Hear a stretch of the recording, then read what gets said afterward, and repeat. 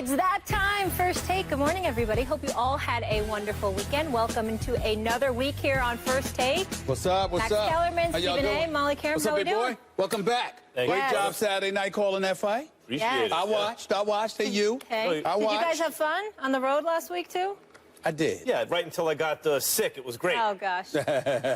we need to get this man some vitamins, some tea, some drinks. Hey, I got to do one quick thing before we start. Happy belated birthday. I didn't know last week. You didn't tell us. Yeah, I didn't know. And I felt terrible. Happy belated birthday to Max. Also, happy birthday to our producer, Brian Bork. And it's also his mom, Karen, and his fiancée, Katie's birthday as well. Hold on. Greenie and I have the same birthday. Oh, it was Greenie's birthday, too. Stop the presses. What? Brian Bork got a fiancée? Yes. It's her birthday. And his mom's birthday. How crazy is that? And well, she happy is birthday lovely. to Mama Bork. Happy birthday to Mama Bork. But Brian Bork got a fiancée. Yes, she's lovely. My brother, I didn't know you had it in you. I did not know. Congratulations. And happy birthday I didn't know to Greenie, that. too. I didn't know that. Okay, Max, okay. I don't know if you got to celebrate at all. I know it's been a crazy few days for you, but happy birthday. Thank you very much, Molly. All right, so coming up, A-Rod, he's calling it quits. So does the controversial star belong in the Hall of Fame? Don't miss that discussion in just a bit. But we start with the NFL and that debacle. We almost had football. It was a disappointing night for NFL fans who hoped to see the Packers and Colts line up in the Hall of Fame game in Canton, Ohio. Instead, the game was canceled earlier Sunday due to unsafe field conditions. So both teams expressed their concerns about player safety as crews worked on the area around the midfield logo. So the issue actually stemmed from the paint used on the logo and in the end zones. Stephen A., this was crazy. Is this a big deal or no big deal? Well, it's a big deal in this respect. You got paying customers out there, and it's not like a typical game where, you know, the game is local and you're going to see your local team who you support, et cetera, et cetera. This is the Hall of Fame. It's in Canton, Ohio. You got people coming from all parts of the country descending upon Canton, Ohio for this weekend's festivities. Obviously, guys getting inducted into the Hall of Fame and then, you know, culminated with the Hall of Fame game. We understand why the game was canceled. We get that. Player safety obviously is paramount, and when you see paint congealing on midfield, at the midfield and in the end zone, you understand why they made the decision that they made. But it's a big deal because how can this level of ineptitude sift through inside the NFL?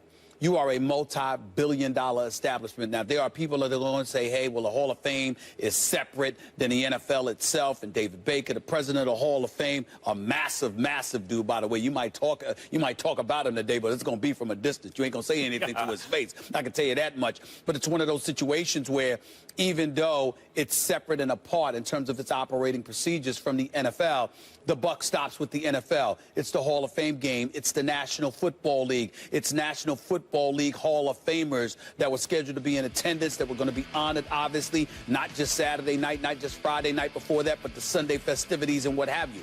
To allow this mistake to take place is just a sincere lack of judgment. It's egregious in terms of its ineptitude. And, you know, I agree with my man Randy Moss, who did an exceptional job debuting here with ESPN yesterday. He called it just like it should be called. Somebody needs to be fired for something like this. I mean, and don't come to me talking about it's enough that you're giving people their money back. Well, are you giving them money back for their hotels? What about gas money for people that drove there? Yeah. You know, there's a lot of expenditures that took place. It isn't just about who walked through the turnstiles. It's the trip that they made there. It's months of planning.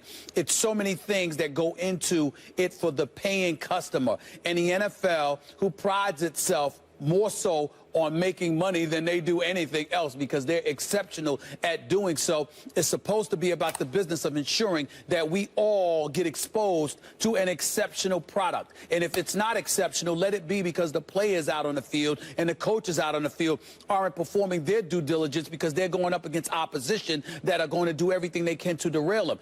Don't let it be because of something administrative. Don't let it be because of folks working out on the field. Don't let it be because of monotonous, mundane stuff that you automatically are supposed to know you're supposed to take care of. The fact that the National Football League, and I'm putting it on them, can allow this to happen is as bad as it gets. It shows, whether it be a dereliction of duty, a flagrant level of ineptitude, whatever you want to call it, This falls at the doorstep of the National Football League because the buck stops with them. There would be no Hall of Fame game were it not for the National Football League. And since your name, your cachet, that three-letter brand is attached to it, how could you allow this to happen? Inexcusable. I can't believe this. You're starting in with me right away on a Monday. First thing on a Monday, you're starting in with me with Sure. this. This is no big deal, Stephen A. It's no big deal. Look, Really? there is, sure, you're right. For the thousands of paying customers, it's a big deal. But it's being broadcast to millions, not thousands. So for the vast majority of people who are, for some reason, kind of mildly interested in this game, which is beyond me, it's no big deal. Football, first of all, and by the way, if you bought tickets and plane and hotel and all that, you're right. It's a major inconvenience. And I don't want to say you're paying a stupid tax. It's not fair to people who are interested in the game, but football doesn't lend itself to exhibition. When was the last time you watched the Pro Bowl? I haven't watched the Pro Bowl in years. It's terrible because you can't play football at 1/3 speed without really tackling and all those things. It's not really football. That's the first thing. And this is an exhibition game. And not only that, it's an extra exhibition game. You don't need that fifth game if you're these two teams. And it's only there because the NFL is really here piggybacking the fact that there is a Hall of Fame induction ceremony, so you can use that to pump up one extra exhibition game for which the teams get paid, the networks make money, and the players make very, very, very little compared to what they actually make. The interest in this game escapes me entirely. But the blame on Goodell here, I think, is also misplaced. It's the Pro Football Hall of Fame. You are absolutely right when you say, look, it's the NFL that's really the engine here. Because the NFL is synonymous with professional football. That is true. In the spirit of it, it's true. But the actual Hall of Fame is the Pro Football Hall of Fame. And therefore, Goodell doesn't really have complete oversight the way he does in the NFL. Would you be interested to know, and it may surprise some, how many field-related cancellations have there been due to field conditions since Goodell has been commissioner of the NFL? Zero. Haven't been any. This, if anything, kind of makes Goodell look kind of good because look what happens when I'm not in charge. Events get canceled. I think, if anything, it makes him look kind of good. I don't think it's that big a deal. Well, first of all, I mean, as I've gotten to know you throughout the years, but specifically over the last 2 weeks. Why am I not surprised that you would take this position? I mean, far be it for the viewing audience to matter. I mean, according to Matt Kellerman, I mean, yeah, you understand why the people that paid their hard-earned money and walked through the turnstiles and drove there and paid hotel fees. I mean, that's a year in advance. Yeah, we understand a scintilla of sensitivity that goes in their direction. But the viewing customer who was looking forward to watching it on television, they got no games, okay? A 7-year-old nephew of mine that sat up there, or actually a friend, the 7-year-old nephew of a friend of mine that was looking forward to watching the game yesterday and was like, oh, you understand? He's disappointed because he was looking for. No, that doesn't matter because it was on TV. He'd have been more disappointed if he would have seen that so-called game.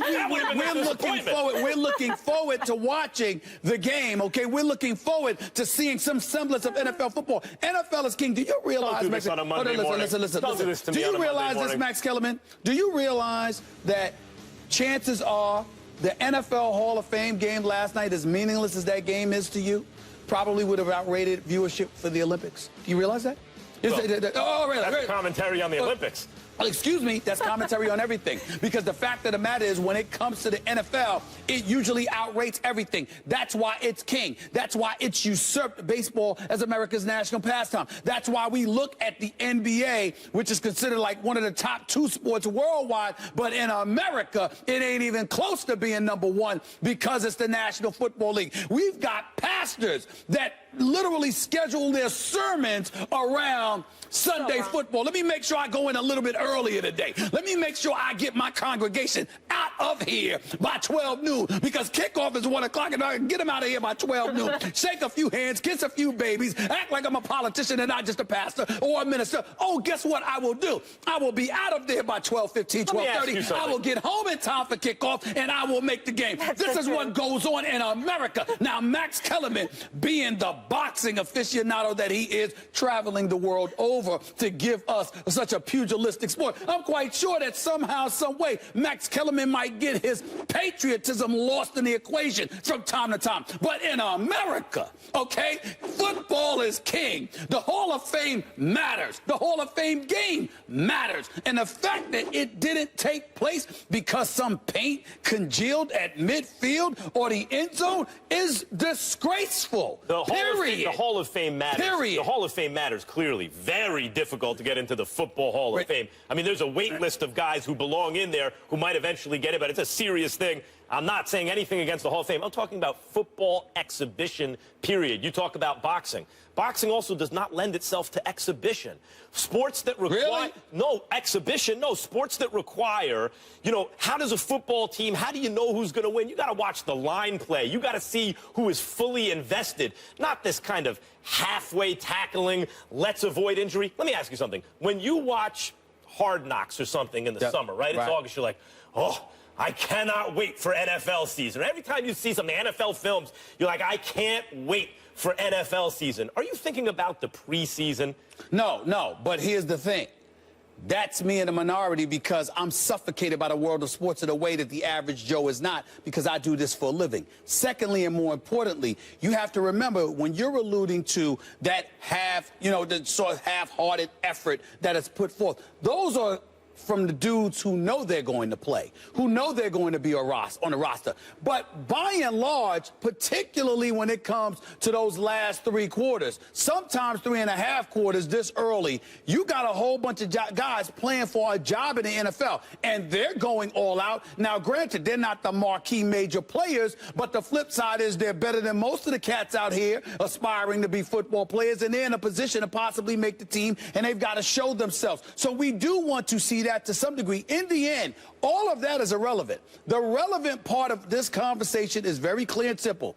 The NFL is a multi-billion-dollar conglomerate. This is what you do. You bring in excess of $18 billion annually.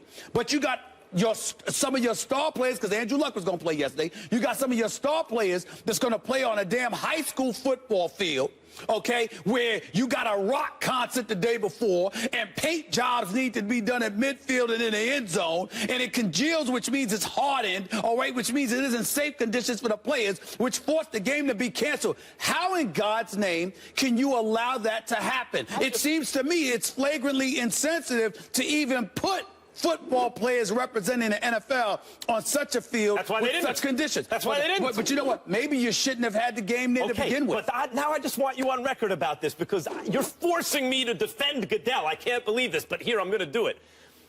The next time something happens and Goodell comes down with what you might describe as a draconian ruling, right? Some kind of overbearing ruling.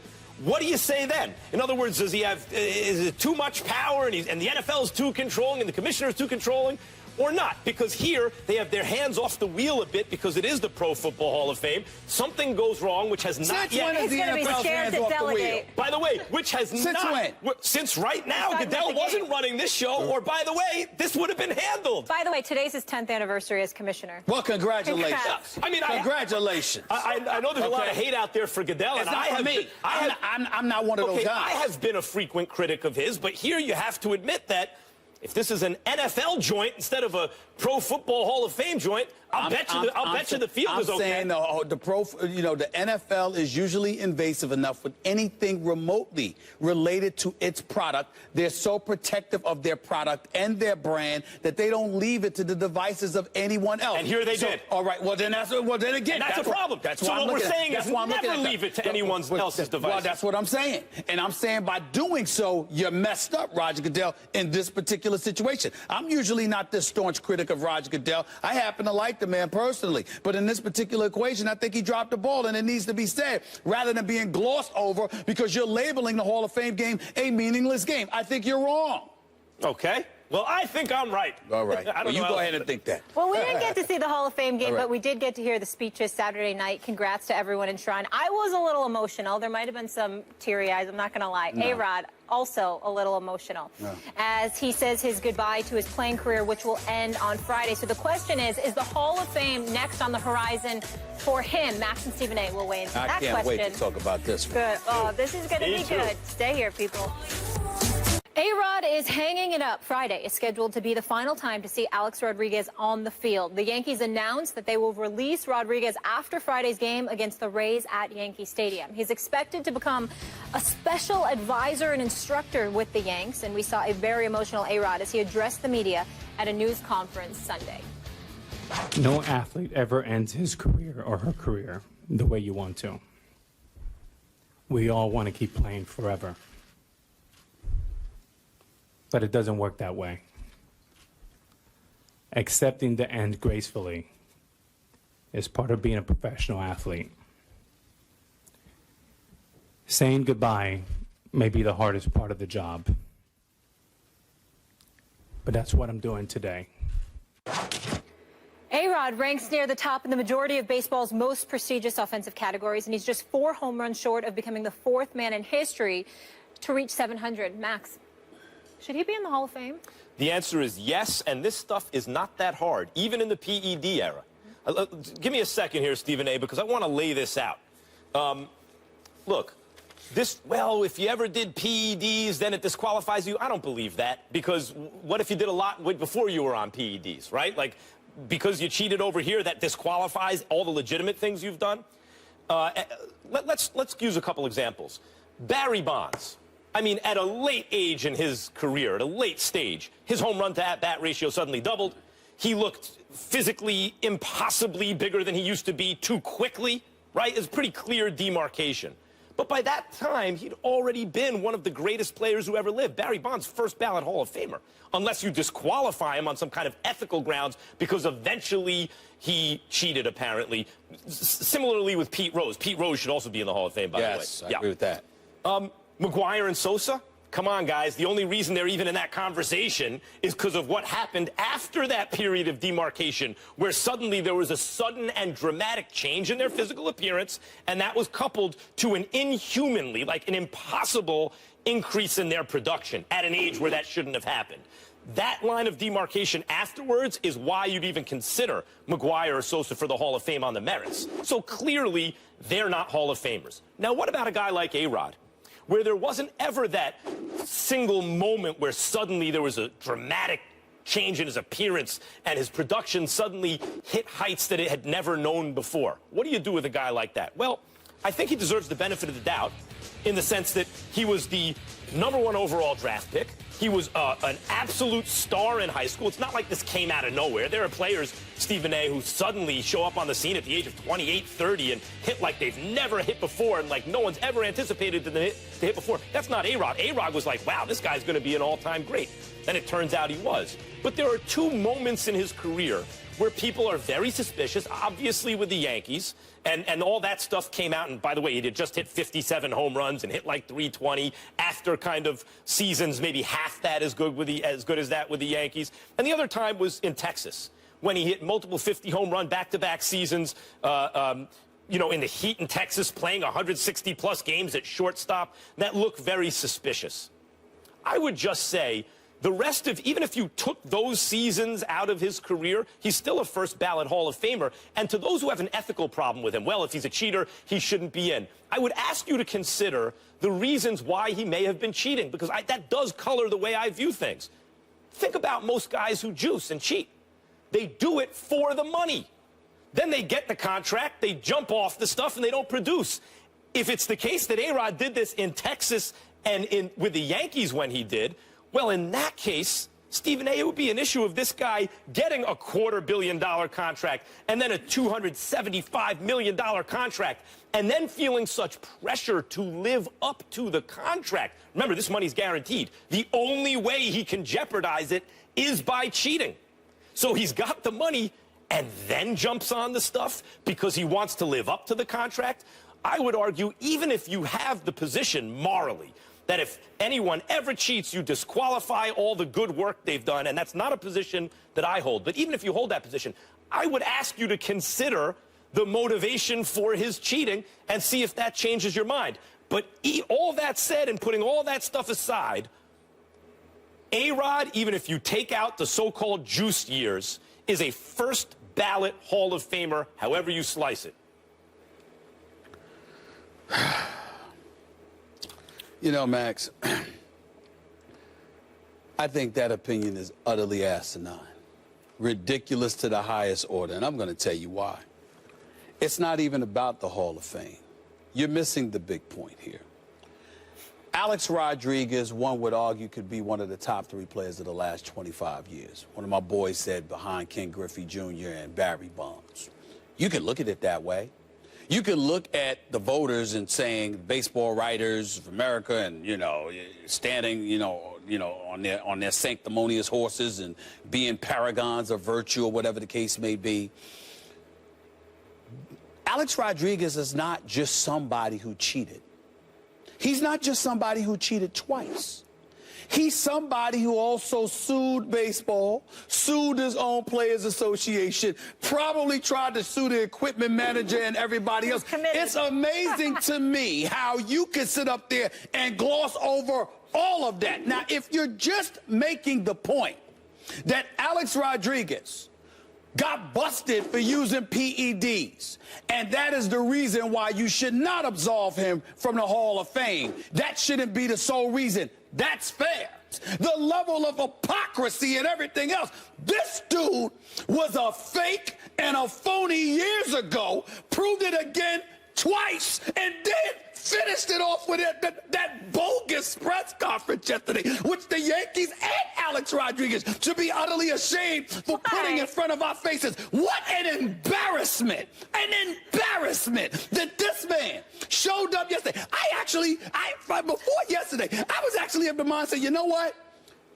Mitchell report that came out in 2009 revealed that 103 players in 2003 had used PEDs. I don't see 103 players with 600 home runs. I don't see, half of them closing in on 700 home runs. So I was actually leaning on my boy Jeff, my man Jeff Brown, an ultimate baseball fan, the whole bit, because he holds and maintains that position as well. I actually thought like that. Right up until I saw A-Rod and that press conference. Now, let me try to do an A-Rod imitation. I wish I had a baseball cap. I wish I had a baseball cap right now. Did you notice that he wasn't wearing a Yankee jersey? He had on something for himself, his own brand. Yeah. And then he's reading. Now, mind you, you're saying goodbye.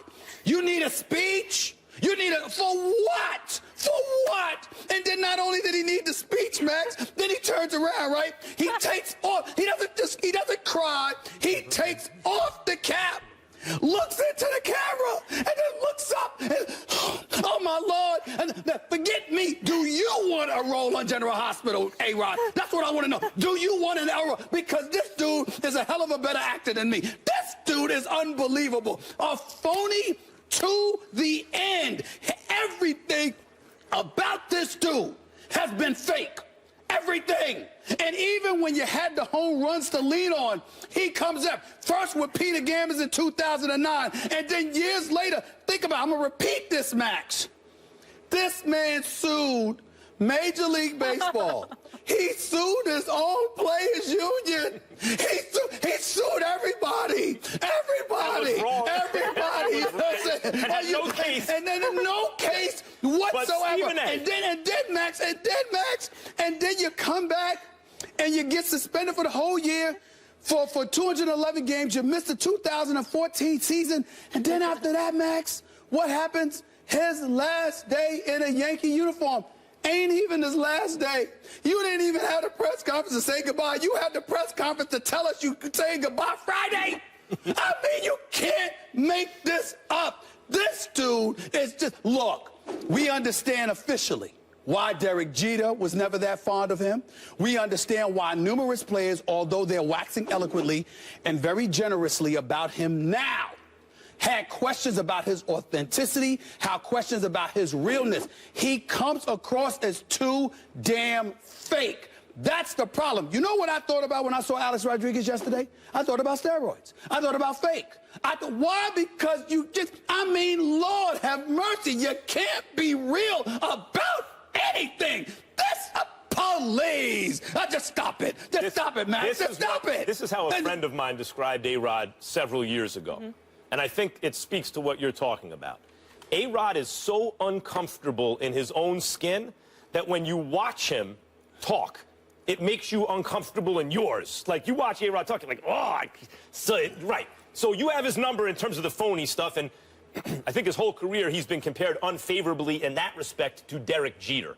Right, especially when he made the comparison. Why is it unfavorably? I'm sorry. Unfavorably to Derek Jeter because Jeter's the guy you want. I got it. I thought Jeter's the guy you want. And by the way, I'm into sabermetrics and have been since I read Bill James' Historical Baseball Abstract Volume 2, which was a bar mitzvah present when I was 13 years old. Okay. So 1986, I guess. Okay. Right, I've been into sabermetrics since then. But something the sabermetricians are missing that the old-timey scouts actually have right in this case is you'd rather have Derek Jeter than Alex Rodriguez. And I think you hit on the central issue as to why. A-Rod comes off as phony constantly. I agree with all that, but if that's the case, boy, don't have a press. If you're getting ready to get in the Hall of Fame, listen, kids out there, if you're ever going to get in the Hall of Fame, don't have a press conference beforehand because Stephen A. might vote you out based on the press conference. Listen. What does his personality have to do with the production? I'm going to tell you why. Because his personality and his phoniness reminds you of the cheating, which makes you question the validity and the authenticity of those achievements. Question it enough to disqualify those achievements? Yes, to some degree, yes. Because, again, when I look at Barry Bonds and I read the excerpts in Sports Illustrated from The Game of Shadows, not that I didn't read the book because I read the book as well, but if you read that by Mark Finnerawada and Lance Williams, and those, if you listen to them talk about Barry Bonds, what did they say? Barry Bonds, who was en route to the Hall of Fame, decided to cheat because he was jealous of Mark McGwire with all the shine that he was getting. And he was saying, wait a minute, I'm better than this guy. This guy is sitting up there, juicing up, hitting home runs, and getting all the love and adulation. Had been cheated out of his proper position in the game. That's right. So he had been cheated out of his proper position in the game. That wasn't Alex Rodriguez. Alex Rodriguez was receiving shine from the moment he came into this league. He was recognized for it. He got a $300 million contract from the Texas Rangers, who never won a damn thing with him. Then he goes to the... I understand your point. He jeopardized the contract to live up to the contract. But the point that I'm trying to make to you is this. This man gives you reason to pause. When I think about Barry Bonds, I'm sitting there going like this dude was 30 and 30. 30 home runs, 30 steals, easily every single year. Gold Glover. This brother was big time. He just elevated and he just buffered himself to elevate his home run stature. In the case of Alex Rodriguez, oh no, you can point to that. I'm saying to you, I can look at Barry Bonds and say, okay, 2003 and beyond, you could make a case. Prior to that, not so much. Agreed. With Alex Rodriguez, you don't know when the hell he started, when he stopped. He got caught lying once. He got caught lying twice. He got caught lying a third time when he tried to sue every damn body, and then he culminated all of it with yesterday's press conference. You on your way out of the game, and you have this to remind us of your duplicitous tendencies? How dare this dude? It's just disgusting to watch. I'm a Yankee fan, die hard, and I looked at him. I swear, I wanted to throw something at him. It just makes me sick. I want to be clear. So do you think he should be a Hall of Famer? No. I think that his numbers say that he should be a Hall of Famer. I don't believe that because you violated the sport with PED use, that should be the sole barometer to determine that you're not in there. The problem, the difference between Alex Rodriguez and everybody else is that everybody else, him and Roger Clemens, everybody else had the decency to walk away. Alex Rodriguez lied to the bitter end. Roger Clemens was retiring and dared Congress to subpoena him. Now, he should be gone. He should be omitted from the Hall of Fame. Look, I disagree with Roger Clemens, too. I think Clemens is a borderline case because it's pretty clear the line of demarcation for Clemens where you go, come on, dude, is when he went to Toronto, right? Because he was falling off in Boston. I got it. And then in Toronto, he's like Cy Young Triple Crown winner. That's right. Right? So it's like, but it's not like Clemens started producing in a way he hadn't already produced at some point in his career. But I'm talking about the Lion. Same thing with A-Rod. I'm talking about the Lion. Okay, so what you're saying is that, what I'm saying is that's different than McGwire, Sosa, and Bonds, who started producing at levels that they had never produced at, even in their physical prime. When you talk about the duplicitous nature of A-Rod, the way that comes out, the kind of phoniness that you just don't like the way it feels watching him, I think it's a good point. It calls into question, just as a human being, if you're watching it, the validity of his entire record. Calls it into question. But I don't think that is weighty enough to assume guilt. I'm saying it's on a case-by-case basis. I'm saying in A-Rod's case, it's not weighty enough. We shouldn't generically decide that somebody who used PEDs automatically is disqualified to be a Hall of Famer. I believe that Barry Bonds should be a Hall of Famer because I believe Barry Bonds was a Hall of Famer before the cheating, before the drugs. Whereas in the case of A-Rod, you don't know when he leaves you asking, damn, was this dude using steroids in high school? I don't know, because this dude is such an actor, and he seems to just put forth such a strenuous effort in making sure you believe what he wants you to believe, as opposed to being authentic. He comes across as such a phony, you cannot sit up there and say definitively, look, this dude deserves this because I believe this is what he was. You are looking at an Alex Rodriguez that legitimately gives you a reason to question if he wasn't using it in the high school. Because that's how fake he is. Even he does. It's just disgusting to watch. Others have brought that up, including a biographer of his who believes that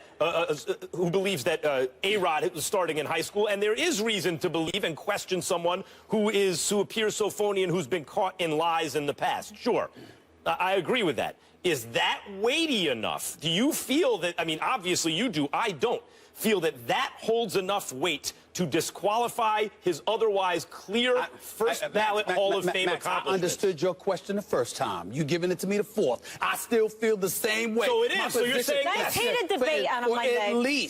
For at least the first ballot, because there's numbers warrant first ballot Hall of Fame. You got so second ballot's okay? Well, I'm just saying. I'm not saying that. I'm saying that something. You got a lot of jerks in the Hall of Fame, like Ty Cobb and stuff. Don't get me started with that. People in the Hall of Fame. Don't get me started with that. I'm saying make sure you bring attention to the phoniness. Alex Rodriguez's nickname should be Fake. Alex Fake Rodriguez. That's what it should be. Alex Fake Rodriguez. Wait, so if we agree not to put him in on the first ballot, on the second ballot, are you good, yes or no? I would feel better about it. Okay, you know what? You want me to pass on the first ballot? If I get, this is political bargaining. If I get your vote for the second ballot, I'm good. And by the way, Alex Rodriguez has it. And by the way, he hasn't even officially retired. He could actually move on and go on to play somebody else. Where? Go play somewhere else. Not in the major league. I'm just saying, he could. Better get on some better stuff. He could. The point is that he didn't even retire. He just said, my career's, finished with the game. He didn't even retire. You don't know what to trust for this dude. You just don't know. You just don't know. Please. You just don't know. This was so good. Please, sports and TV gods, let Stephen A. interview Alex Rodriguez. I don't think that's going to happen anytime soon. He wouldn't dare. No. He wouldn't dare. All right, we heard what you guys had to say. We had a split decision here, so we need to take it to the streets. Does A-Rod belong in the Hall of Fame? We want to hear from you. Go on Twitter, vote now. We'll share those results a little later. Westbrook signed a big extension with the Thunder to remain in Oklahoma City. He's not only getting high praise from Thunder fans, but from the GOAT as well. Michael Jordan recently compared Westbrook to himself. During a video played at a Jordan brand event in Las Vegas, MJ had this to say: 30 years ago, that's me. The attitude, trying to prove myself, showing so much passion for the game of basketball. You see it in his play. You can tell he loves the game. He plays with energy and flair. And it's important to note that Westbrook is part of the Jordan brand. But start with you here, Stephen A. What do you make of MJ's comments? They're legit in some respects, illegitimate in others.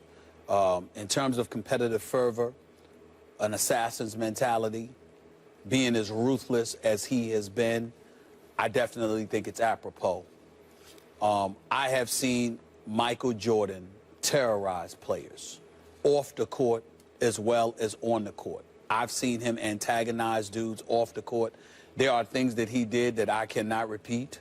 I saw them with my own two eyes, and he would do it just to get a player so riled up and so hell-bent on destroying him.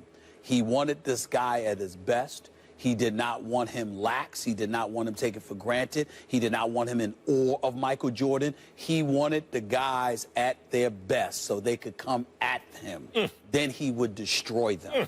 That is how Michael Jordan was the greatest. That is why he annihilated you. He didn't want to exploit your weakness. He wanted you at prime condition, at peak condition. He wanted you at your absolute best. So when he destroyed you, he was putting you on notice that you had no prayer in order to deal with him.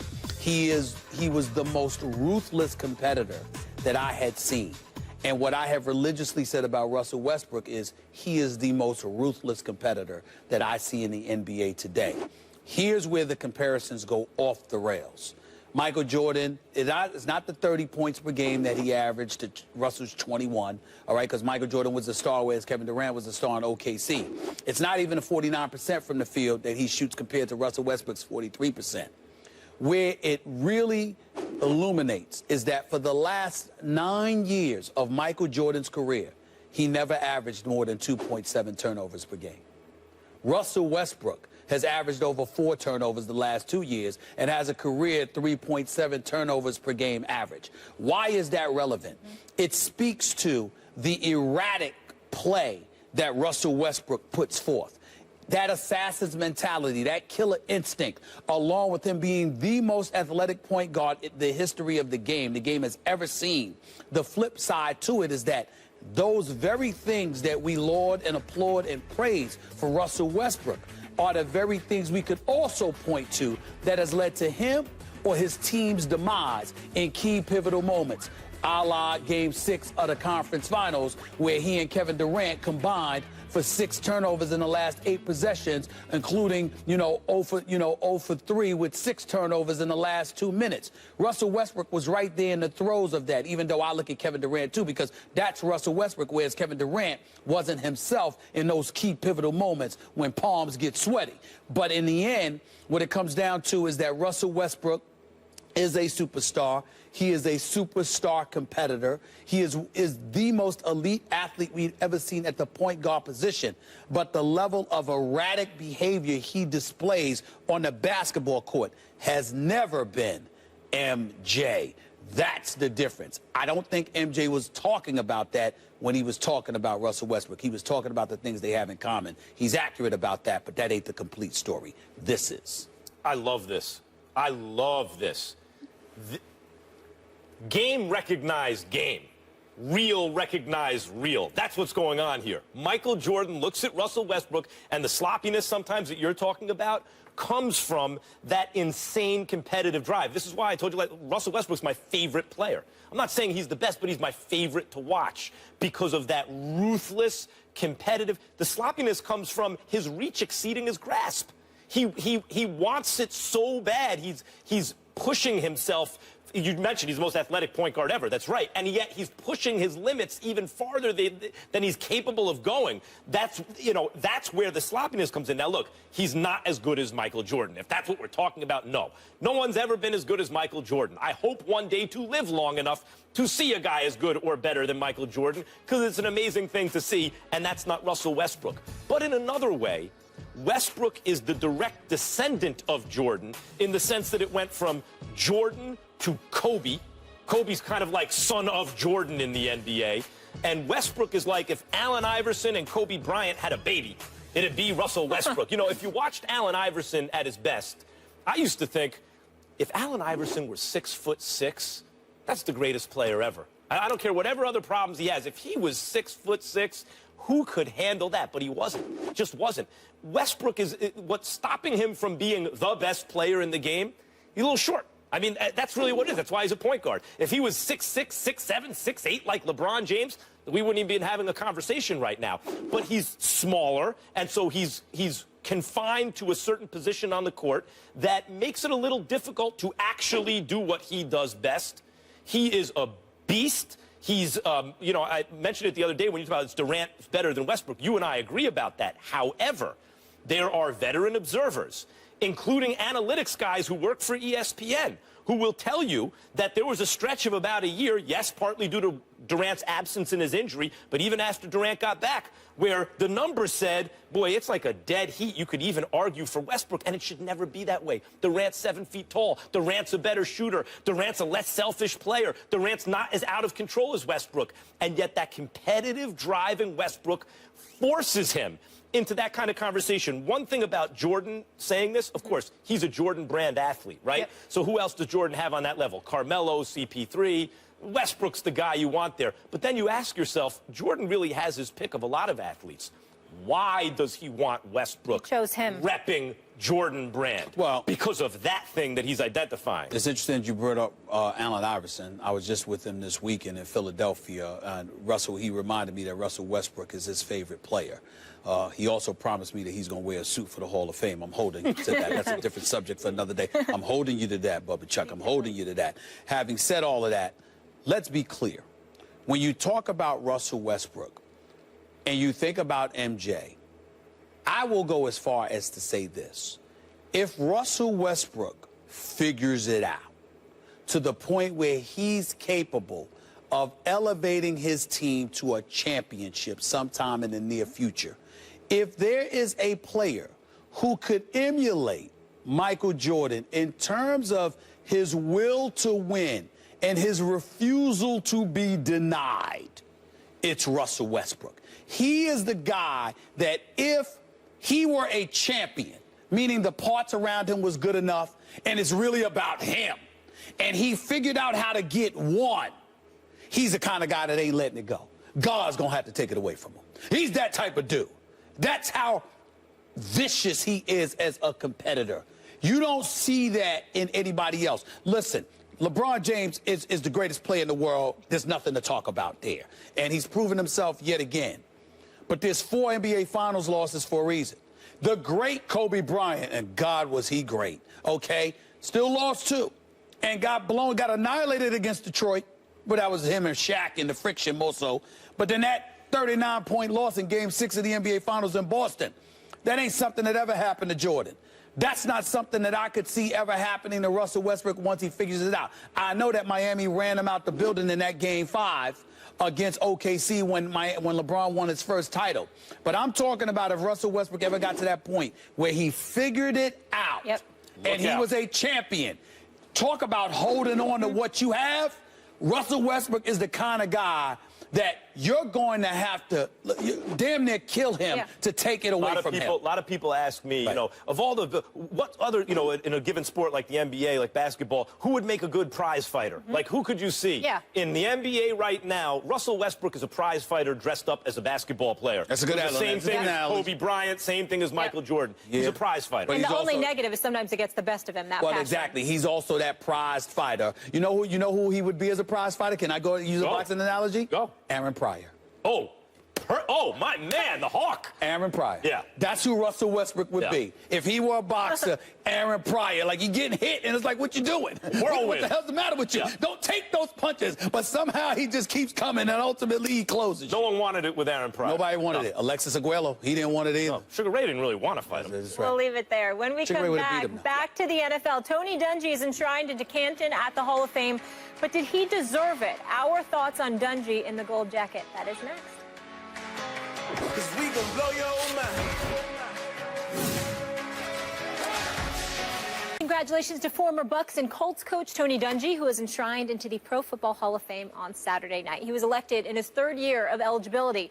Dungy made the playoffs in 4 of 6 seasons with the Bucks and each of the 7 seasons with the Colts. Dungy was the first African-American head coach to win a Super Bowl and has the most NFL wins by an African-American head coach as well. Stephen A., what were your thoughts on Tony Dungy being enshrined in the Hall of Fame? Well, first of all, I'm happy for him. I'm proud of him.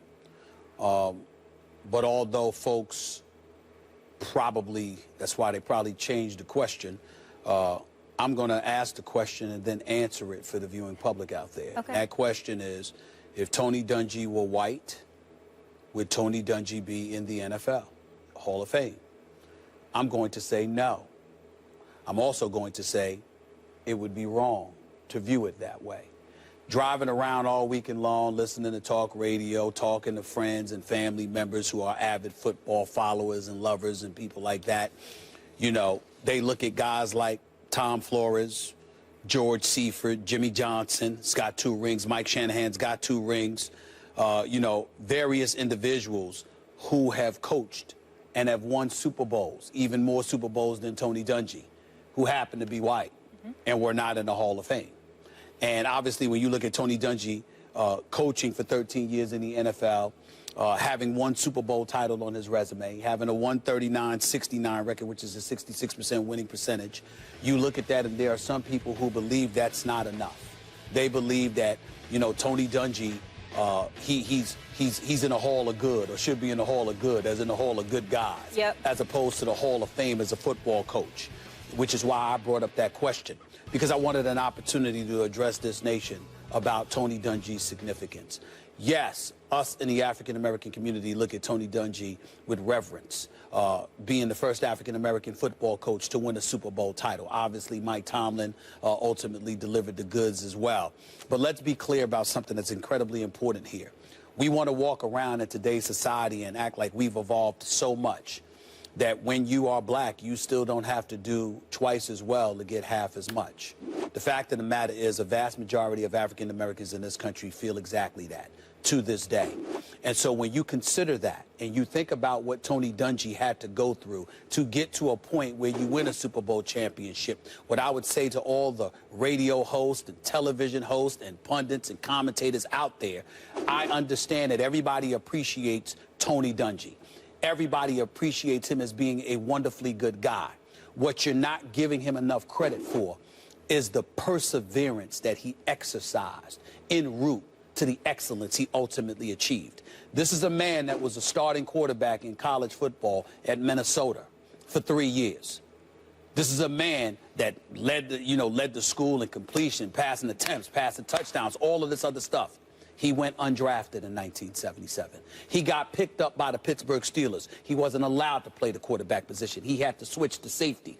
And even though he was only in the NFL for 3 years as a player, one of those years was their 78 Super Bowl championship when they beat the Dallas Cowboys, okay? That particular year, there was a particular individual by the name of Tony Dungy who actually led the Steelers in interceptions. He had 6 that year, okay? Then he goes to the coaching ranks. He's a defensive coordinator in Pittsburgh from 84 to around 88.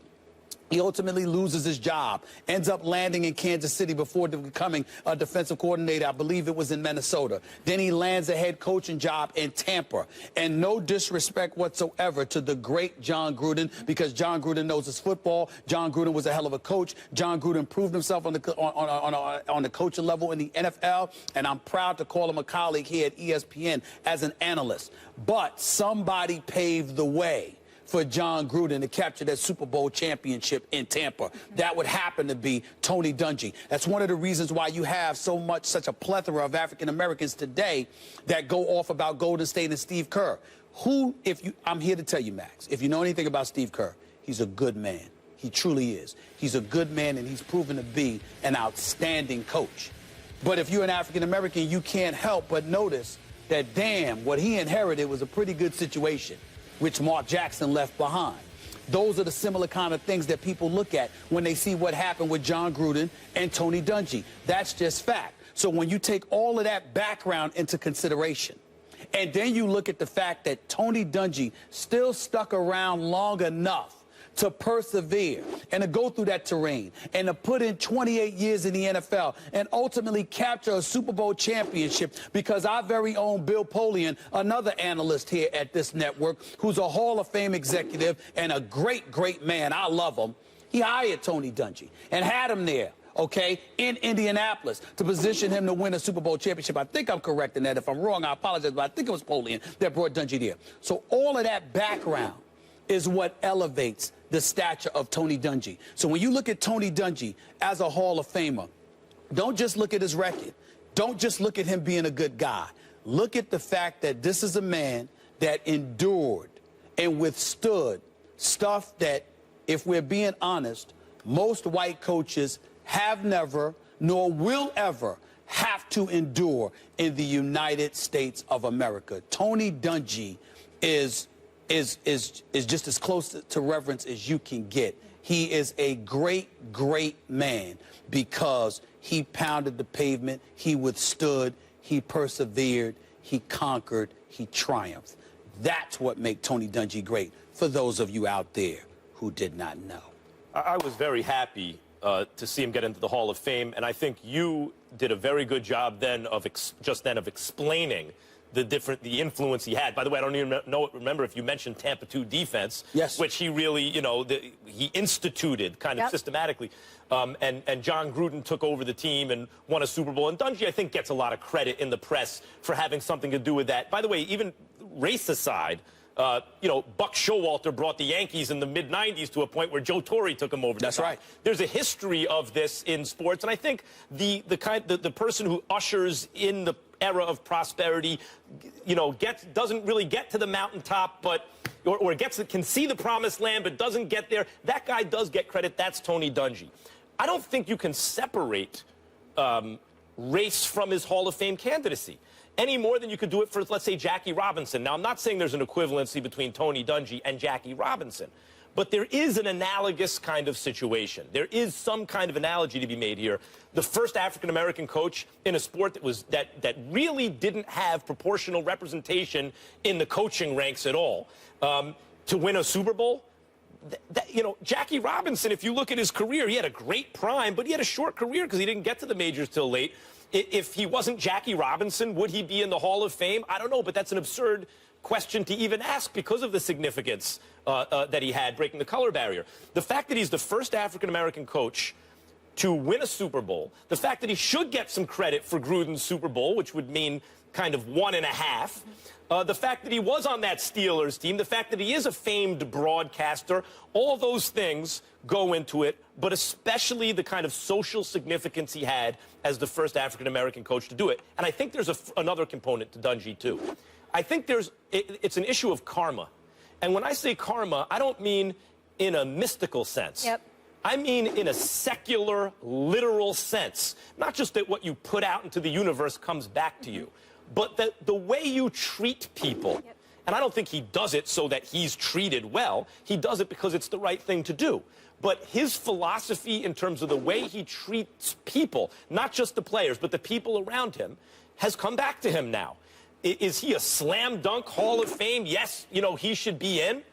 Well, I mean, here I'm admitting that the social significance adds to his candidacy. But the fact that he always treated people well, that everyone likes him, also doesn't hurt here, Stephen A. People want to do the right thing by him. That's fair. That's fair. And nobody's refuting that. What I'm saying is, listen, walking around listening to pundits and beyond, it's fair for them to ask that question. It's fair for somebody white who happens to be a pundit or a commentator to feel that way. Football players, football coaches, people like Jeff Saturday, who's about to come on here, and those like him who know far more about the intricacies of football and what it takes to be successful than you and I could ever hope to know. Obviously, they're going to feel a level of respect and deference to the great Tony Dungy because they get to appreciate his greatness in ways that we may not even see. But what I'm saying to folks out there who would ask the question, who would look at, a Tom Flores, who would look at a Jimmy Johnson, a Mike Shanahan, and others that say they're not in the Hall of Fame, but they won more Super Bowls than Tony Dungy, I'm trying to enlighten folks as to a different perspective. From that disenfranchised community that makes up about 13% of the American population, we view Tony Dungy differently in the respect that we recognize what he had to go through to get to the point that he got to where his greatness would ultimately be appreciated. Some people might look at him and they may say, he's a football guy. That's what we see. He's great. He did a great job. And you might stop there. But if you're a member of that community, you're going to be sensitive to the road he had to travel to get to that point. Because that's what a lot of people in our society, particularly from disenfranchised communities, want other people to see. They want people to see the road less traveled. Yep. And how about the fact, forget about the fact he only had one losing season as a coach. I mean, he was a very winning coach in both stops. Yes. But the coaching tree. Right? When you talk about African-American coaches in the NFL like Lovie Smith and Mike Tomlin, they're on his coaching tree, and that counts for something. Yes. He had one losing season, which was his very first in 1996 with Tampa at 6-10. Other than that, he had a 500 record in 1998. Every other season, he had a winning record. One losing season in his career. I know it's not the Hall of Good, but I loved what he said. What does it profit a man to gain the world if only to lose his soul? And he touched so many people's lives, including Jeff Saturday, who will be with us. He played with him for 7 years there with the Colts. Believeland may just be the land of second chances for Robert Griffin III. The Browns announced this morning that RG3 will be the starting quarterback, saying Griffin beat out veteran Josh McCown for that starting job. Head coach Hugh Jackson released this following statement. Robert has earned the right to be named the starting quarterback of the Cleveland Browns. Since he was signed back in March, Robert has made it clear through his actions that he's willing to do everything that has been asked of him to earn this role. Throughout this process, he has gained the respect from his teammates, the coaching staff, and the entire organization that is necessary for him to lead our offense and really the entire team. Jeff Saturday here with us. Hey, hey. We haven't seen you in a while. It's good to have you back. Been a while. Yes. A little time down. Yes. We're back in action. Back in action. Tried to be back almost. in action. We almost have football. Right. We will Thursday, though. What do you expect from RG3 this season? If he's doing what Hugh Jackson is saying he's doing, I expect him to be a starter that can consistently help this football team win. Don't turn the ball over. You know, people underestimate the weapons that this team has, and Hugh Jackson doesn't have to be a traditional offensive coordinator. You got Pep Hamilton there, Al Saunders. Both of those guys have been OCs in the league. You got Hal Hunter. You got Kirby. I mean, you have some strong offensive-minded coaches who understand the game of football and how to put their players in the best position to succeed. Just do your role. Whatever you're supposed to do, and Hugh Jackson, find it. Whether it's you're going to spread them out and try to trick them a little bit, if you're going to go traditional, but just follow that vein. And I think as I look at this football team, you have a decent offensive line. You know, Joe Thomas, Batonio, you got Cameron Irving, who just moved to center when Alex Mack left. So they'll be decent up front. You got Duke Johnson, you got Crowell in the backfield, who are both are serviceable backs. You got Andrew Hawkins, who is a decent. Now you got Corey Coleman stepping up. If Josh Gordon comes back, and you got Barnage at tight end. Think about Tyler Eifert and how Hugh Jackson used him in Cincy. Like, the pieces and parts look good. But this is going to be an offensive-driven football team for a while. Defensively, they got a long way to go. They got to rush the passer. They got to have a defensive backfield. You know, their best players banged up, and Joe Hayden constantly. So they have a lot of work to do, but I'm cautiously optimistic. If RG3 does what he hasn't done, so if he keeps his mouth shut, that's step one, and doesn't turn the football over, he can help this football progress to a team where they challenge and they battle. Cautiously optimistic. Nothing's happening this year. I don't mean to say it that way. But I was happy to hear the way that Hugh Jackson framed RG3 and the excitement and the expectations that he has for RG3. Well, I think it's predictable what happened. Oh, for sure. He had to sell this. It's the only thing you can sell right now. Your best talent is Josh Gordon. You certainly can't sell him because you can't rely on him. You don't know how long he's going to last. We hope and pray that he'll stay off the stuff, whatever stuff he's on, okay, and that he'll be out there ready to ball all 16 games this season. You don't have those kind of character issues with RG3 where you're worried about him being out on the field, not as it pertains to his character. Yes, he needs to be quiet and just be on the business about the business of doing what he's supposed to do. But RG3, let's be fair to him, and I'm not saying you weren't, but a lot of people out there look at him, and sometimes you compare him to the Josh Gordons of the world, and there's no comparison. RG3 is a good dude, doesn't get in any trouble. He's a professional. He's a young man who's a grown man. It's just that sometimes he got a little bit distracted because he got caught up in the brand that was RG3. Hugh Jackson's not that kind of dude. He's not going to allow that because it's going to be about what he wants. But the second Josh Gordon came back, you knew for a fact that RG3 was going to be that guy because of the chemistry that they had when they played together at Baylor, and they're still friends. So you knew that. And in the end, let's be real here. If the Cleveland Browns win 5 games, it's an improvement. If the Cleveland Browns don't wet the bed and get blown out every day, it's an improvement because of the division that they're in. The Steelers are a championship contender. The Bengals can't be ignored. And the Baltimore Ravens with Coach Harbaugh are not going to fall off the wagon 2 years in a row. I can promise you that. So all those things being considered, we don't expect anything from them, Max. We don't expect anything from them, Jeff. So you're playing with house money. And if you're playing with house money, why not go the route of RG3? Even though he hasn't played pretty much in a year and a half, okay, the bottom line is at least you know physically his health isn't an issue because he hasn't been banged up, because he hasn't played. And so you're good. I say another thing, as you were saying, Cleveland hanging their hat on him right now is important for the franchise. They got, like to your point, they got to sell something.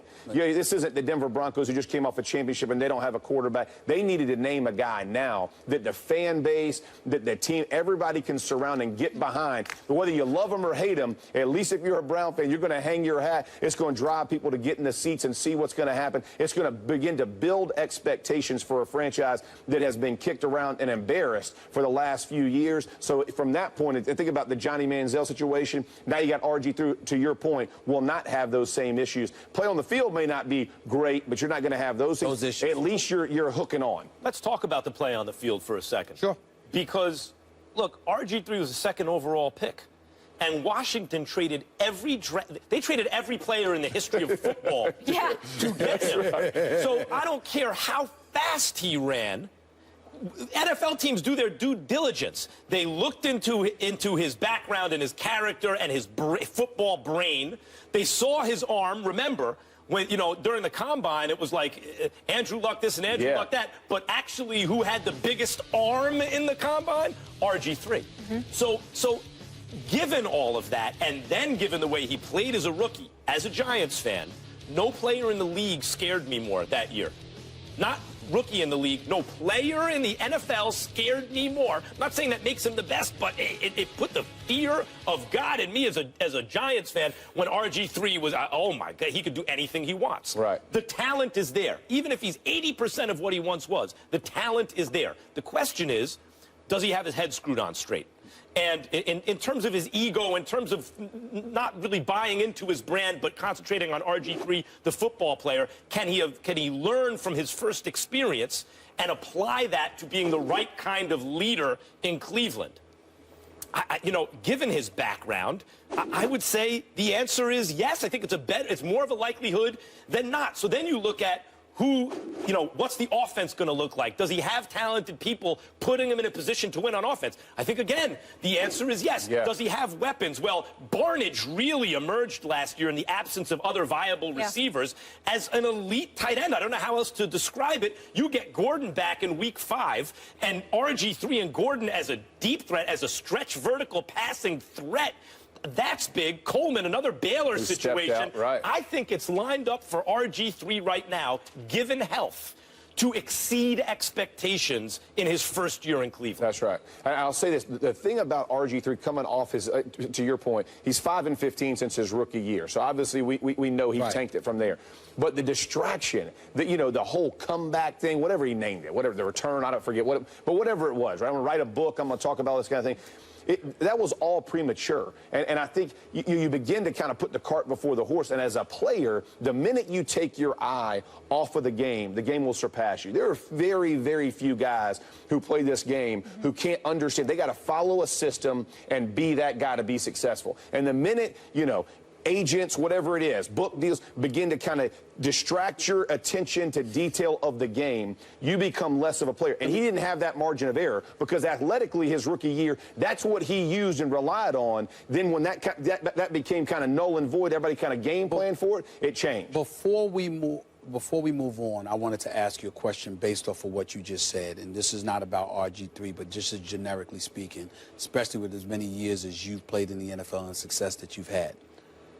I think it's as wrong as it may be, guys, for guys to get caught up in themselves because the NFL is so brilliant at marketing its brand and selects just a few players to market. Right. Combined with the helmets and the shoulder pads, unlike basketball players who just have on tank tops and shorts. Right. And the game is closer, to the fans. So you can go to the bench or whatever. Guys trying to market themselves.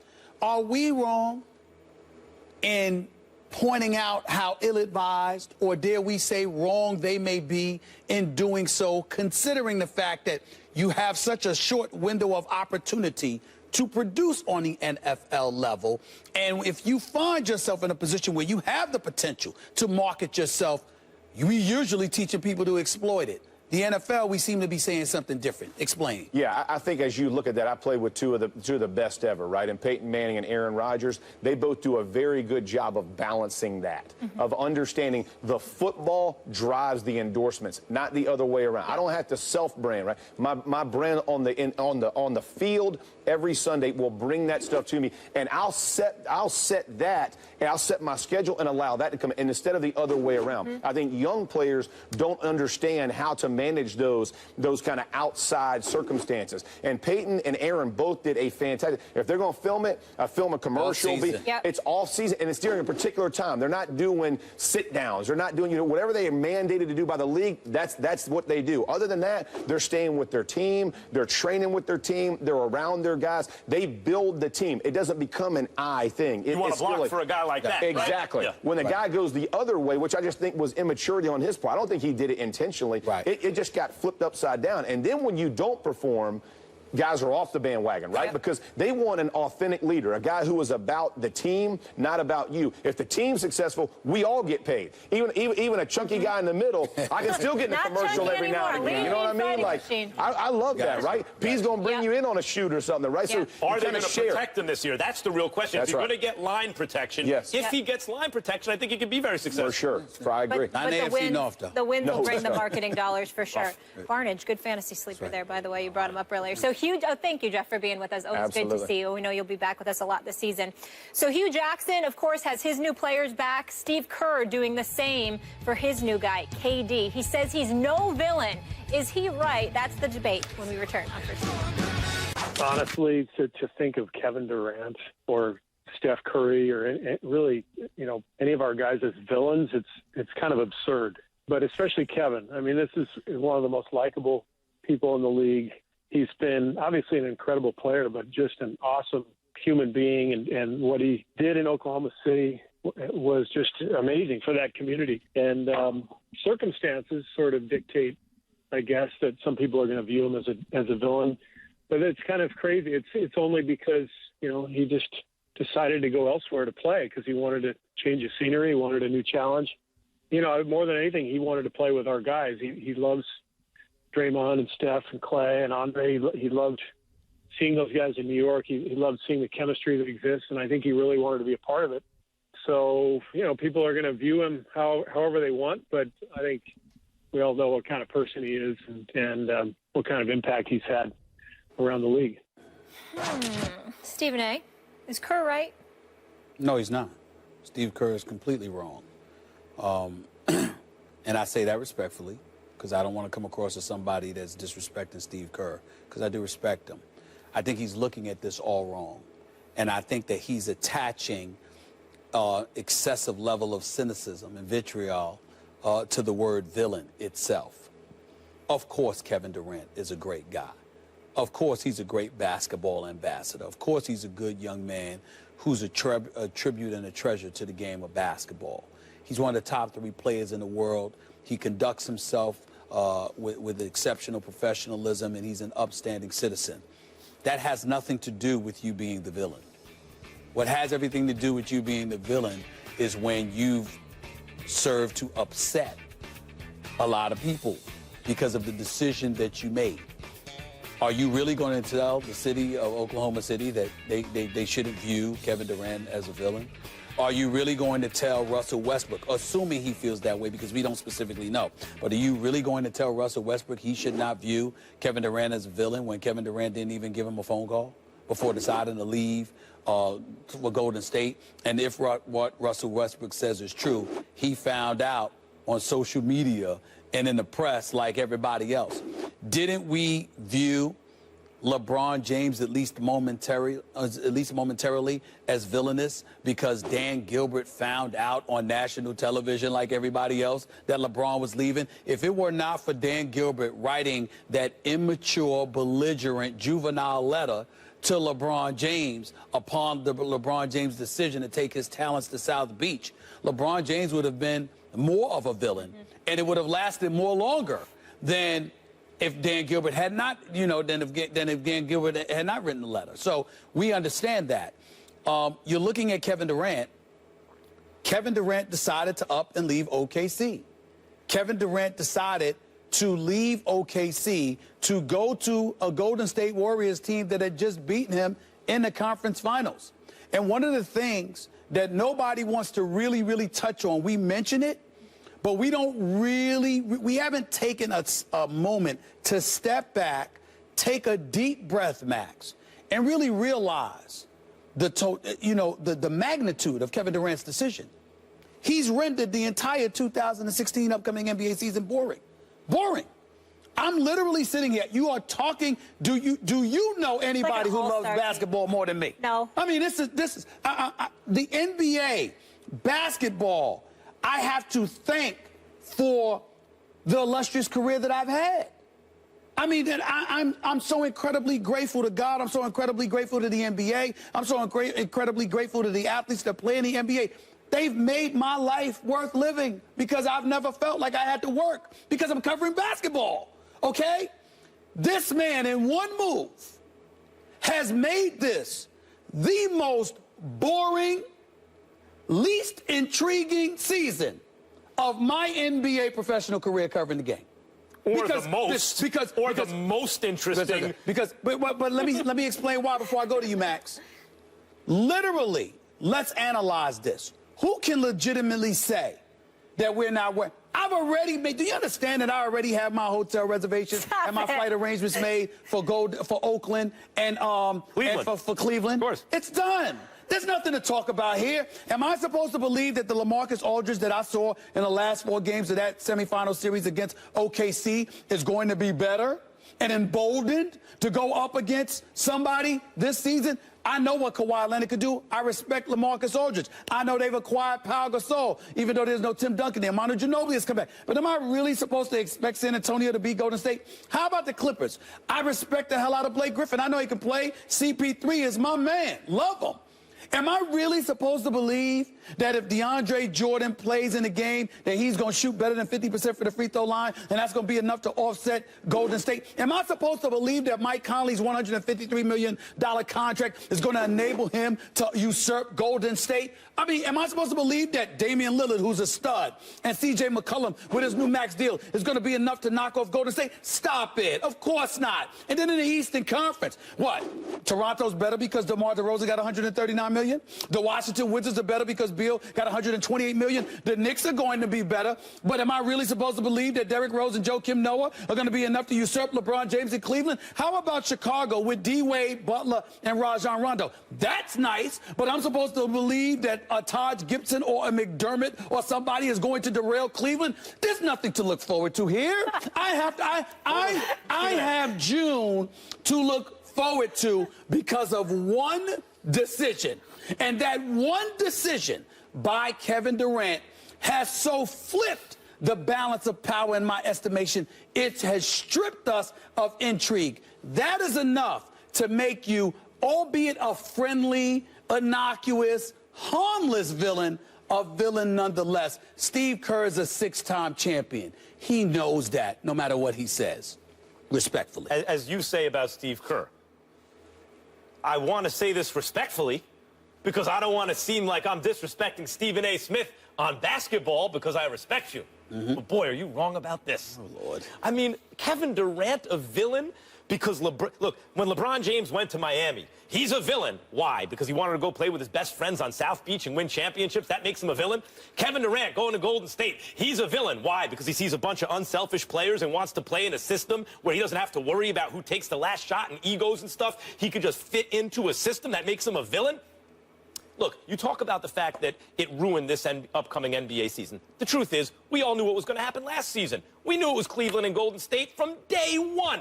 We could pay lip service. That's not true. Who did you think was going to be knocked out Cleveland and Golden State? You actually thought that San Antonio, you were waiting for the matchup between San Antonio and Golden State. Wait a minute. They were going to go out, though, San Antonio. And you were also waiting for OKC. You were waiting for OKC. OKC was a wild card. Let's put it this way. This is right. You were waiting for that. The Spurs were a cut above, but you knew they were going to lose to Golden State. I grant you, there was at least a wild card in the West. OKC was a wild card. You figure the Warriors to beat them, there's no wild card right now. As long as everyone's healthy, we already know what the finals are going to be. There are many seasons throughout NBA history like that. That's the nature of basketball. You can pretty easily determine in the beginning of the season the super teams. Sometimes there's only one in each conference, and you know what the finals are going to be ahead of time. Very seldom is the apple cart upset in that case. So given that's the way the NBA works, you don't want to see this team? Like, I get what you're saying. You already know what the finals are going to be. But don't you want to see something that you may never have seen before? You may never see again? Apologize for interjecting. I want to explain that. Yeah. When the Lakers and the Boston Celtics were dominating the NBA, you knew the Lakers were in the West. Houston would interrupt it occasionally or whatever, but you knew LA.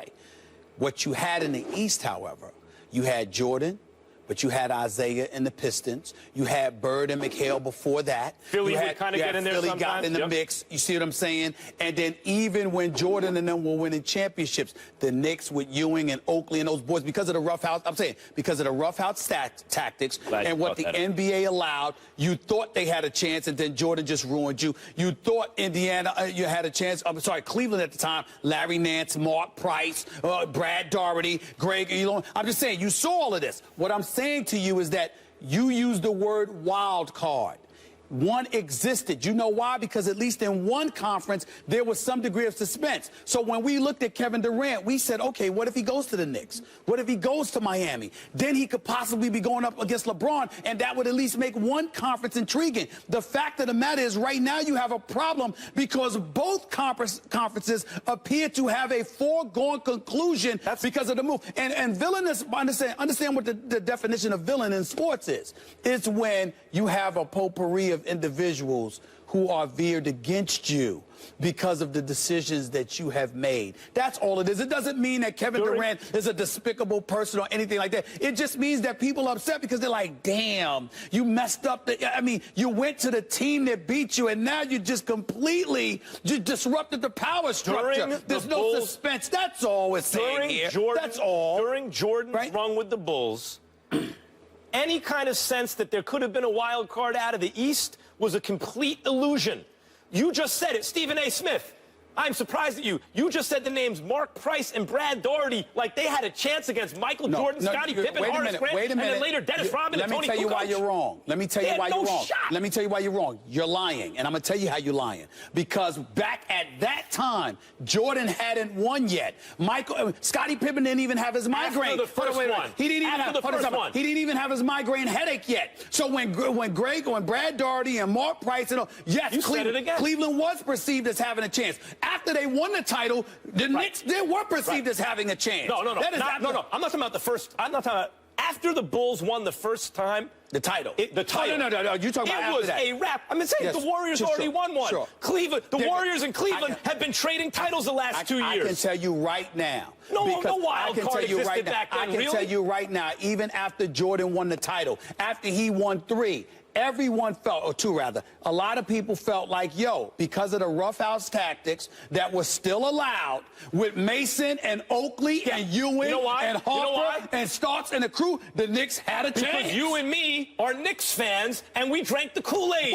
We had no shot. I think you're so sad about the NBA. It's like a kid who found out Santa isn't real. Last year you were so fired up. Let me just say this. No, we have to go to break. Go. All right. Okay. Sorry, guys. We'll do it. Okay. Here's the thing. If you know the preconceived, like it's already going to be the finals, Cleveland versus Golden State. In that case, which I agree is the case, that is sometimes the case in NBA, at least make those 2 teams as amazing as possible so we get the super fight in the finals. Close to storyline in all of the NBA. Russell Westbrook, what is he going to do, especially when he goes against Golden State? That's it. Remains undefeated after Saturday night.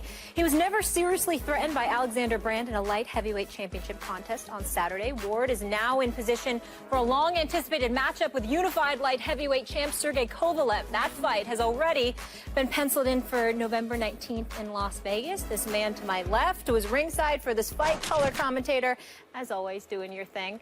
Max, tell us, so who should Ward fight next? He's fighting exactly who he should, Sergey Kovalev. Okay. Let me just explain to everyone quickly who Andre Ward is. When Floyd Mayweather was the best pound for pound and he and Manny Pacquiao were having that debate and eventually it was settled, Andre Ward was establishing himself as the second best pound for pound fighter in the world. He hasn't lost a fight, amateur or pro, since he was 13. Last time he lost a fight, he was a 13-year-old amateur. Went through the rest of his amateur career undefeated, including an Olympic gold medal. That's significant because in the amateurs, you can't duck people. Whoever's left at the end of the tournament, that's the guy you have to fight when the dust clears if you're in the winner's circle, and so is that guy. So he beat everyone in the world. Then as a pro, he was in something called the Super 6 tournament. Same thing, couldn't duck anyone, just had to fight the best in the world, and was crowned undisputed super middleweight champion. Then he had a period of inactivity, where, because of promotional issues, he barely fought. And when he did fight, it wasn't against top opposition. While this is happening, in the division right above him, Sergey Kovalev was establishing himself as by far the best light heavyweight in the world. I mean, he was knocking everyone stiff. And so now we have a collision course between Andre Ward, the heir apparent to Floyd Mayweather's pound-for-pound title, and a bigger, badder, maybe light heavyweight puncher in Sergey Kovalev. It's great not only because of the boxer versus puncher theme, etc., but it's the rare fight in boxing, Stephen A., where it's a 50-50 type fight. Half the boxing world will believe Ward win, half will believe Kovalev win, and even those who believe Kovalev will win, they'll be like, well, I'm kind of on the fence, but I guess Kovalev. And same thing with Ward. It's my favorite kind of matchup in boxing, and the winner probably going to be considered the best pound-for-pound fighter in the world. It's not my favorite. It's not my favorite because, first of all, let me be very, very clear. I've always been a fan of Andre Ward. We've spoken on several occasions. He's a big-time fighter. When Floyd was #1 pound-for-pound, undisputably so, Ward was #2. Ward is that elite. Hasn't lost a fight in 19 years. Max, obviously, the boxing aficionado that he is, he's absolutely right. He knows what he's talking about. Here's the thing. Ward has 15 knockouts in his 30 fights. Kovalev is a knockout artist. And Ward is moving up to fight Kovalev. It's not like Kovalev is the knockout artist who's moving up to fight the bigger Ward who has 15 knockouts. It's Ward who has suspect knockout power, moving up to fight the knockout artist, which says to me that if he wins the fight, he's going to win by decision. He's going to win because he's a boxer, and it's the boxer fighting the puncher. And I'm one of those guys who prefers the boxer to be the bigger guy and the puncher to be the one coming up in weight to fight the knockout. I love that. You see what I'm saying? I do. Let me tell you the problem with that. That's why I prefer for Ward. I wish Ward was fighting Triple G. Well, eventually, I think you're okay. That's where I'm at. I like what you said. Eventually, I think that's the fight you get if Ward wins this fight and Triple G keeps. Real super fights can't be promoted into existence. They happen when the dust settles. Who's left standing in an era?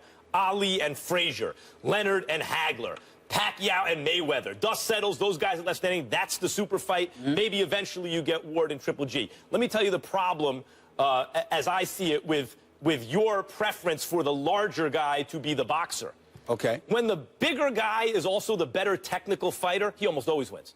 It's really tough for the little puncher to beat the big. Now, occasionally, Roberto Durant can pull it off, something like that. But generally, if the bigger guy also is technically better, good luck. We saw it with Pacquiao and Mayweather. To me, Pacquiao and Mayweather would have been more interesting if Pacquiao was the naturally larger guy, and that strength could offset Mayweather's. But Pacquiao boxing. was the naturally smaller guy that was knocking people out. Yeah. Hearns was the naturally smaller guy against Hagler. Even though Hagler was knocking people out, Hearns was the hitman for a reason. He'd put you to sleep. Just ask Roberto Durant, whose head he turned 180 before he fell face first on the canvas. I mean, I just prefer the smaller guys moving up to be the ones as knockout artists, as opposed to it being the other way around. I know you love your boxing and you pay close attention. I hear who knows about boxing. You're an actual boxing guy.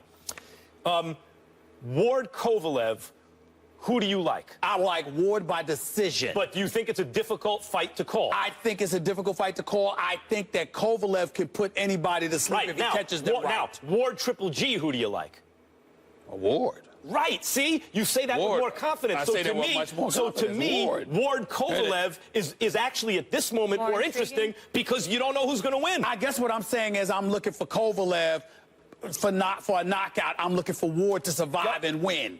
Whereas I want, when you're moving up in weight, I don't want to see a guy that's in there to survive for 12 Mayweather rounds. beats everyone on points. Didn't seem to be a problem. I didn't like it, though. Coming up, we got the hitman from the corner, Jesus Shuttleworth. Is he ready for a resurrection? But where to is the question. We'll tell you where Ray Allen should play when we come back.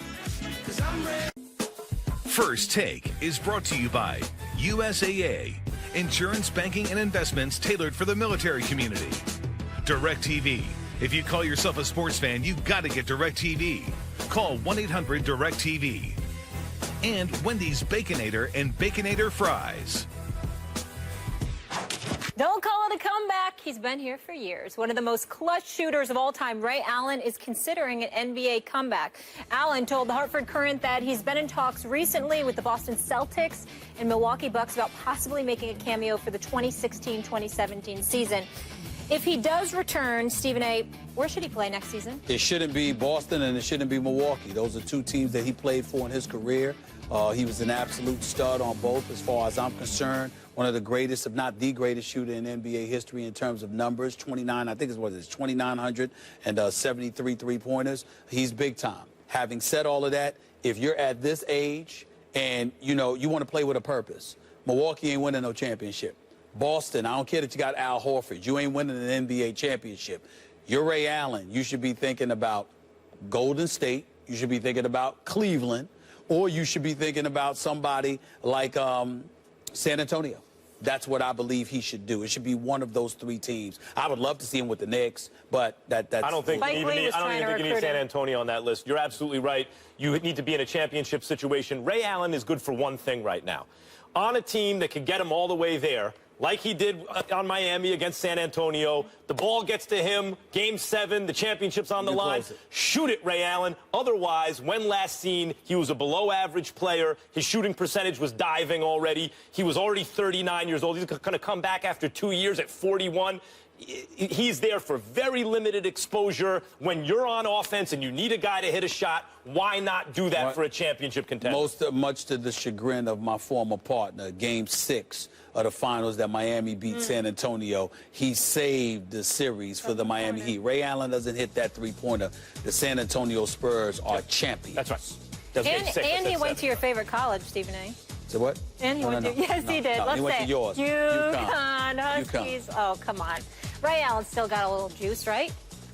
But he could take a shot. Yes. That's how much he could take a big shot. I feel like you're feeling better, so that's a good thing. I feel like your energy's come back throughout the show. I wouldn't even know you were sick. Listen, I got this guy yelling at me for 2 straight hours. You got to be on your toes. Don't do something to make me yell at you and you be all right. All right, I'm going to get him back tomorrow. When he takes the glasses off, you know things are getting focused. Oh, gentlemen, a happy birthday again to you, Max, even though it's belated. I hope you get to enjoy with the family today. Stephen A., always good having you in the flesh. Always a blessing having Stephen A. here. We'll see you guys tomorrow. Have a good one. Same time, same place.